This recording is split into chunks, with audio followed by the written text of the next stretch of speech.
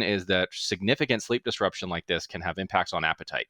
And there's studies on, for example, night shift workers or people who sleep restricted, their like automatic subconscious food preferences shift towards higher sugar, higher fat, higher salt type foods. That's what, like, the junk food in the break room on night shift is like the bad for everybody who's working it.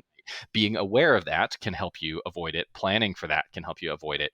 I know that when I had to work nights, I would generally, tend to focus on even higher, like more protein biased, higher fiber type meals, and actually would tend to pull back a little bit on some of the carbs, even more than I otherwise tended to eat pretty normal carbohydrate intake the rest of the time, because there is some glucose intolerance that happens when your sleep is significantly disrupted. So somebody say they have a family history of diabetes and they have to work, shift work, they might be at even higher risk of having some like blood glucose related dysregulation. And so accounting for that in your dietary choices and things like that, to the extent that the chrononutrition world has any relevance, this might be a place where some of those decisions have an impact.